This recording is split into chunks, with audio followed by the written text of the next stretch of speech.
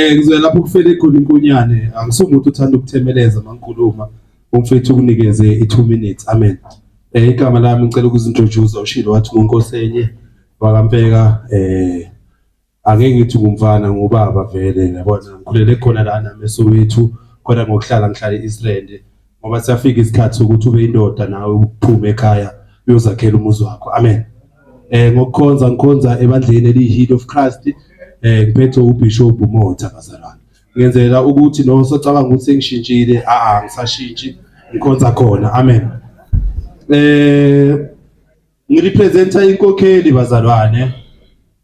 ngizoba short kakhulu because khona enye isiyanakekela iseBramfisher nakhona si-affiliate nayo bona bafundisa iBolameki nesecurity bazalwane ikhona bazalwane yazi senzelani bazalwane ukuthi ayiyeko lento manje bazalwane sekukweni isikhathi esiphila kuso kuyasho ukuthi ikhathi ukugcina lekeke encane yahlupha kakhulu bazalwane because mayiceda ukusonta iza kuMholi ithi Mholi faka anginamali ukuthi ngenzeni endlini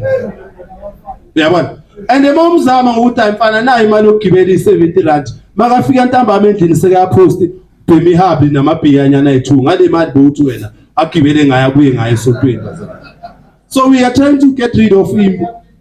Khona legama elikhona bazalwane ukuthiwa kufone kusontela imfuno bazalwane ukuthi kukhona ama-offer ayikho into okuthiwa i-offer bazalwane empilweni you must work hard ukuthi in order ukuthi ube right. Nangu umlangeni uyazi wabona ukuthi lento yama-offer isebenza yini. So ngiyacela bazalwane siphisheni lesi gospel ngizela ukuthi bazalwane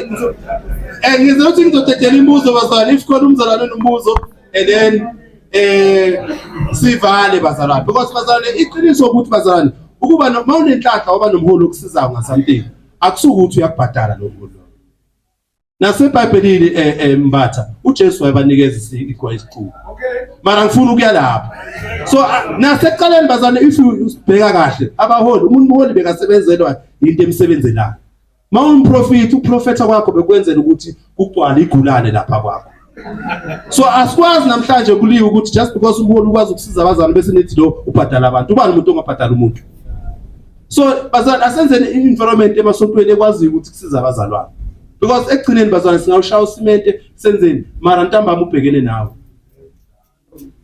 ibhekene nawe so sikipha leso simemezelo siyinkokheli ukuthi ozani bafethu ungahlali ekhaya ungenzi nix sokusiza sinazi imfuno thina siyinkokheli yabona ungazi usokole wenzeni zonke lezi zinto sonisiza zikhona lezi zinto siyinkokheli umsebenzi wethu lowo inkosi ithela umusa.